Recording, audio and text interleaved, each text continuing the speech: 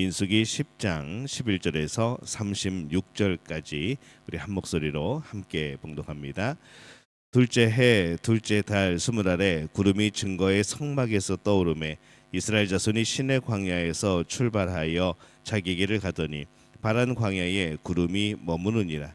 이와 같이 그들이 여호와의 모세에게 명령하신 것을 따라 행진하기를 시작하였는데 선두로 유다 자손의 진영의 군기에 속한 자들이 그들의 진영별로 행진하였으니 유다 군대는 암미나답의 아들 나손이 이끌었고 이사갈 자손의 지파의 군대 수는 수알의 아들 느다엘이 이르렀고 스불론 자손의 지파의 군대는 헬론의 아들 엘리압이 이끌었더라.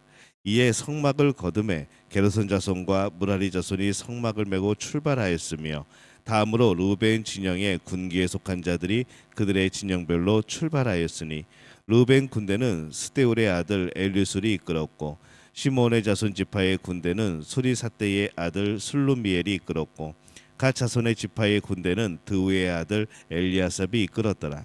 고아디는 성문을 메고 행진하였고 그들이 이르기 전에 성막을 세웠으며 다음으로 에브라임 자손 진영의 군기에 속한 자들이 그들의 진영별로 행진하였으니 에브라임 군대는 암미우스의 아들 엘리사마가 이끌었고 므낫세의 자손 지파의 군대는 부다술의 아들 가말리엘이 이끌었고 베냐민 자손의 지파 군대는 기드니오의 아들 아비단이 이끌었더라.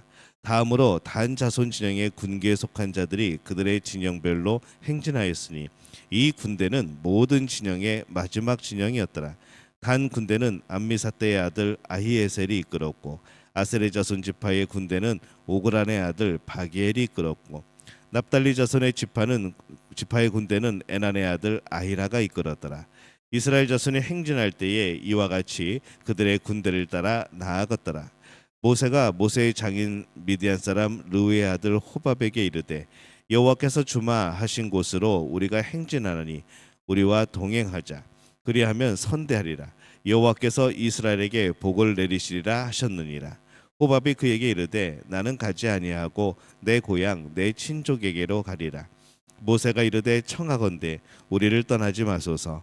당신은 우리가 광야에서 어떻게 진칠지를 아나니 우리의 눈이 되리이다. 우리와 동행하면 여호와께서 우리에게 복을 내리시는데도 우리도 당신에게 행하리이다.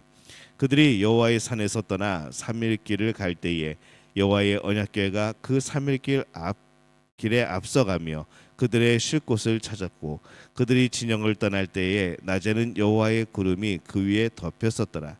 궤가 떠날 때에는 모세가 말하되 여호와여 일어나사 주의 대적들을 흩으시고 주를 미워하는 자가 주 앞에서 도망하게 하소서 하였고 궤가 쉴 때에는 말하되 여호와여 이스라엘 종족에게로 돌아오소서 하였더라. 아멘.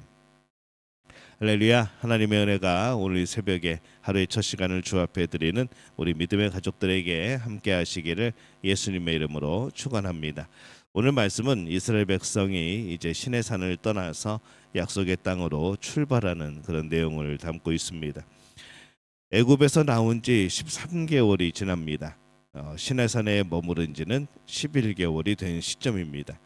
시내산에서 말씀을 받고 성막을 만들므로 이제 약속의 땅으로 갈 준비가 다 되었던 것이죠. 그리고 이제 드디어 하나님께서 이끄시는 약속의 땅으로 출발을 합니다. 11절과 12절입니다. 둘째 해 둘째 달 스물 알에 구름이 증거의 성막에서 떠오르매 이스라엘 자손이 시내 광야에서 출발하여 자기 길을 가더니 바란 광야에 구름이 머무르니라. 11개월 동안 준비하고 드디어 출발할 때에 그들의 마음이 어땠을까 생각을 해봅니다. 그들이 어떤 마음이었을지는 모세가 그의 처남에게 함께 가자고 설득하는 그 기록 가운데 잘 나타나 있죠. 29절에 보면은 모세가 모세의 장인 미디안 사람 르우의 아들 호밥에게 이르되 여호와께서 주마하신 곳으로 우리가 행진하나니 우리와 동행하자. 그리하면 선대하리라. 여호와께서 이스라엘에게 복을 내리리라 하셨느니라. 이 그들은 하나님께서 이끄시는 약속의 땅으로 간다는 것을 알았고 또 그곳에서 하나님께서 그들에게 복을 주신다는 것을 알았습니다. 그래서 그들은 정말로 소망 가운데 힘차게 출발한 것이죠. 애굽을 출발한 이후에 이 광야의 생활이기에 힘든 것도 있었지만은 이 하나님의 인도하심이 또한 함께하였기 때문에 또 그곳을 지나올 수 있었습니다. 그리고 이제 본격적으로 약속의 땅으로 그들이 갑니다. 근데 이 출발한 시점부터 그 이유는 그렇게 꽃길만은 아닙니다. 사실 오늘 본 말씀부터 이제 새로운 또 하나의 시대가 시작이 되어지죠.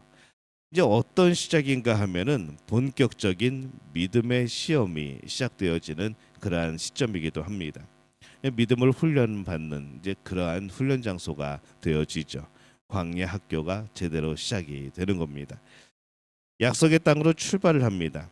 그들 이후에 이제 많은 실패를 경험하게 되어지고, 하지만은 이 진정 의미 있는 무엇인가를 이루고자 하는 그들의 그런 힘찬 발걸음이 시작된 것이죠.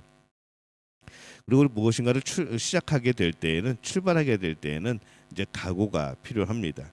어떤 일이든 이겨낸다라는 굳은 각오로 출발해야 하는 겁니다. 약속의 땅으로 가는 길은 그렇게 단순하지 않습니다. 많은 일들이 있을 것이고 또 우리는 그것을 말씀을 통해서 이미 알고 있죠. 모세는 그것을 미리 알고 있었기 때문에 천함에게 함께 가고자 요청을 합니다. 29절 말씀 다시 보면은 모세가 모세의 장인 미디안 사람 르우의 아들 호밥에게 이르되 여호와께서 주마하신 곳으로 우리가 행진하나니 우리와 동행하자. 그리하면 선대하리라. 여호와께서 이스라엘에게 복을 내리리라 하셨느니라. 근데 이 모세의 요청을 들은 호밥이 거절을 합니다. 30절에 호밥이 그에게 이르되 나는 가지 아니하고 내 고향 내 친족에게로 가리라. 그들이 가야 하는 길은 따로 있다고 생각을 했던 것이죠. 그러자 이 모세는 이전에는 복과 또 선대를 이야기를 했지만은 이번에는 정중하게 다시 부탁을 합니다. 31절에 보면은 모세가 이르되 청하건대 우리를 떠나지 마소서. 당신은 우리가 광야에서 어떻게 진칠지를 아나니 우리의 눈이 되리이다. 이 모세의 마음에서부터 나오는 부탁에 이 호밥의 마음이 열리고, 그래서 그의 정을 받아들여 이제 함께 동행을 하게 된 것이죠. 이 모세의 말대로 호밥은 모세와 이스라엘에게 여러 가지로 그런 도움이 되는 사람입니다. 호밥 일행은 광야에서 유목하던 사람들이기 때문에 이 유목에 대해서 이스라엘보다 더 전문가들이죠. 또한 지금 모세가 가야 하는 이 지역 자체가 호밥에게는 굉장히 익숙한 지역입니다. 그래서 그들의 도움이 필요했습니다. 그래서 우리의 눈이 되리이다라고 부탁을 하였던 것이죠. 어떻게 생각해 보면은 하나님께서 구름과 또 나팔 소리로 또 인도하시는데 왜 호밥의 도움이 필요한가, 우리는 그렇게 생각할 수도 있습니다. 어쩌면 이게 하나님에 대한 불신에서 나온 것은 아닌가 이렇게 생각할 수도 있죠. 그러나 이 하나님은 율법을 주시되 유목 반복까지 가르쳐 주신 것은 아닙니다. 그 지형을 또 알려주신 것도 아니죠. 이 하나님과의 동행은 아주 풍성하고 다양합니다. 직접적으로 하나님이 보여주시고 만들어주시고 인도하신 것도 있지만은 간접적으로 새겨진 곳에서 하나님의 마음과 뜻을 알고 또 그 하나님의 인도하심을 받을 수 있는 그런 방법들이 많이 존재했던 겁니다. 그래서 이 성경은 이 분명하게 특별 계시로서 하나님의 직접적인 개입 그런 것을 말씀하지만은 일반 계시에서의 그 많은 일들은 하나님께서 또 인도하시는 또 하나의 풍성한 방법이 되는 것으로 우리는 그렇게 이해를 하는 것이죠. 이 하나님과 동행하는 방법입니다. 하나님이 직접 말씀하시기도 하셨지만은 그 외에도 그 당시에 하나님이 보여주시는 여러 가지 일들, 또 우리가 하나님이 미리 말씀하셨던 그런 일들에 대하여서 적용하는 가운데서도 이 하나님의 풍성한 그런 마음이 전달이 되어지는 겁니다. 모세가 호밥 일종과 동행하도록 요청하므로 오히려 호밥 일종은 믿음의 가게, 믿음의 그런 유산 속으로 들어오게 되어집니다.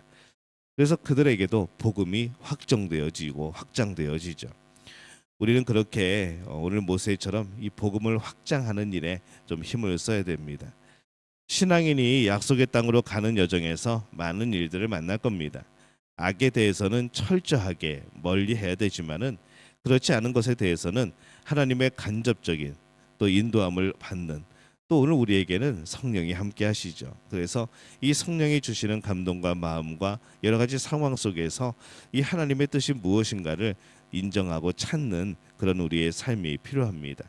그것이 또한 하나님과 동행하는 방법이 되어지죠. 이스라엘이 약속의 땅으로 출발하는 것을 오늘 봅니다.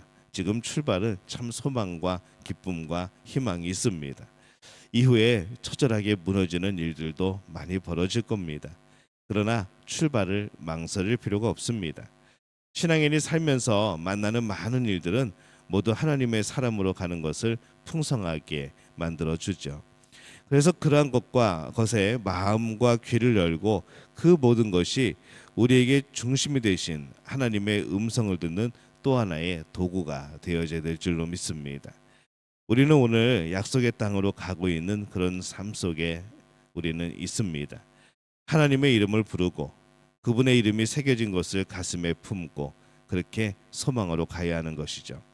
또한 세상을 향해서도 그분의 이름이 새겨져 있지 않아도 간접적으로 이 세상 모든 만물이 하나님이 창조하신 것임을 알고 또 하나님의 백성은 하나님이 인도하심을 알고 그 인생이 우연이 아니라 하나님의 계획과 하나님의 섭리 가운데 이루어지는 하나님 품 안에 있는 우리의 삶인 것을 기억하고 또 우리의 삶 속에서도 하나님의 이름이 새겨진 것을 기억하면서 하나님을 바라보며 살아가야 될 줄로 믿습니다. 오늘 믿음의 가족들이 오늘을 살아가며 정말로 하나님 중심으로 하나님을 바라보며 그 안에 있는 소망들을 찾으며 살아가는 복된 우리 모두가 되어지시기를 예수님의 이름으로 축원합니다.